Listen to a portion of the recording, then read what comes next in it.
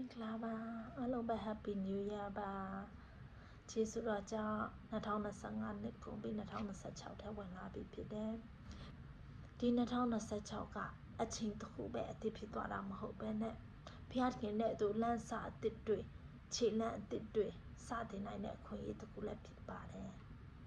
ဆိုတော့ဒီ2026တဲ့ကျွန်မကြံပိုက်တစ်ခုလေးနဲ့ခွန်အားပေးခြင်းနဲ့ဟေရှာယခန်းကြီး40ငယ်31ထာဝရဘုရားကိုမျှော်လင့်တော်သူတို့မကအားပြကြလိမ့်မည်တဲ့ထာဝရဘုရားကိုမျှော်လင့်တော်သူတဲ့မျှော်လင့်ခြင်းဆိုတာဘာလဲ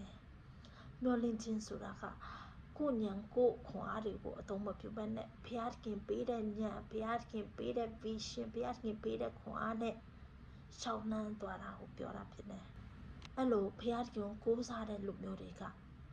ခွန်အားတစ်တွေနဲ့ဘဝကိုရှောင်လန်းနိုင်မှာဖြစ်တယ်။ဒါကြောင့်2026ကိုဘုရားခင်ကိုမျှော်လင့်ပြီးတော့မှဘုရားခင်ကိုအားကိုးပြီးတော့မှရှောင်လန်းသွားစီခြင်းနဲ့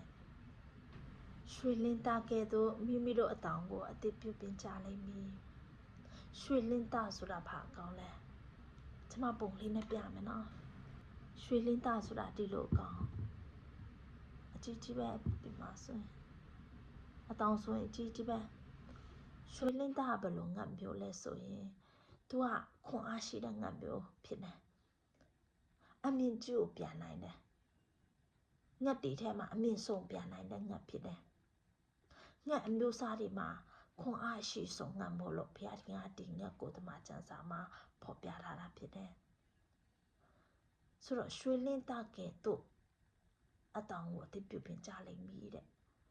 ရွှေလင်းသားကိုပြောတာမဟုတ်ဘဲနဲ့သူ့ရဲ့အတောင်ကိုဖော်ပြလာတာတွေ့ရတယ်ဆိုတော့ရွှေလင်းသားကဘလို့ငတ်လဲဆိုရင်အမြင့်ဆုံးတော့ပြန်နိုင်တဲ့ငတ်ဖြစ်တယ်သူ့ရဲ့အတောင်အားဖြစ်ပြန်နိုင်တာဖြစ်တယ်အယံကွန်အားရှိတဲ့အယံအားရှိတဲ့ငတ်တကောင်ဖြစ်တယ်ဒါပေမဲ့လူဆိုတာမောတတ်တယ်အဲ့လိုပဲတရိษံဆိုတာလည်းမောတတ်တယ်သူအတောင်ခတ်တာကြလေမောလေပဲဒါပေမဲ့သူမောပြီးတော့မှမြေပေါ်ကျမသွားဘူးသူ့ကိုတိုက်ခတ်တဲ့လေတွေနဲ့သူကအမြင့်ဆုံးပြန်တန်းတယ်သူပြန်เสียတော့မလို့ပဲနဲ့သူခွန်အားကိုသူသုံးเสียမလို့ဘူးသူအတောင်ကိုသူသုံးเสียမလို့ပဲနဲ့တိုက်ခတ်လာတဲ့လေအားဖြစ်သူဟာအမြင့်ကိုပြန်တန်းနိုင်တဲ့ငတ်တစ်မျိုးဖြစ်တယ်အဲ့လိုပဲဒီညမှာဖျားကကျွန်တော်ကျမတို့ကိုရွှေလင်းသားကဲသို့ဖြစ်စေခြင်းနဲ့ဘာလဲဆိုရင်ကိုခွန်အားကိုမသုံးပဲနဲ့ဖျားပေးမဲ့လေဖျားပေးမဲ့ခွန်အားဖျားအတူပါရှိခြင်းဖျားကိုကျမတို့အားကိုခြင်းနဲ့ဘဝကိုရှောင်လန်းစေခြင်းနဲ့ဒါဆိုရင်ကျမတို့ဘဝရှောင်မှာဘဝအတ္တတာမှာမော့ပန်းခြင်းမရှိဘဲနဲ့လွယ်ကူနဲ့ဖြတ်သန်းနိုင်မယ်ကိုခွန်အားတခါလေမလုံလောက်ပါဘူးဒါပေမဲ့ဖျားပေးတဲ့ခွန်အားလုံလောက်တယ်အာမင်2025ကတင်အသက်တာမှာဝမ်းနည်းခြင်းတွေဆိုရင်စိတ်တွေပူပန်စရာတွေအခက်အခဲမျိုးစုံရှိခဲ့မယ်ဒါပေမဲ့2026မှာဖျားကရွှေလင်းသားကဲ့သို့သူ့အားကိုပြီးကြော်ဖြတ်စေခြင်းနဲ့ယေရမိခန်းကြီး29အငယ်7မှာပြောလဲဆိုရင်ဖျားသခင်ကကျွန်တော်ကျမတို့အတွက်အကောင်းဆုံးသောအကြံစီကိုသာကြံစီထားတယ်တဲ့ကျွန်တော်ကျမတို့ဘဝအတွက်အနာဂတ်အတွက်အကောင်းဆုံးသောအကြံစီကိုသူကပြင်ဆင်ထားတယ်တဲ့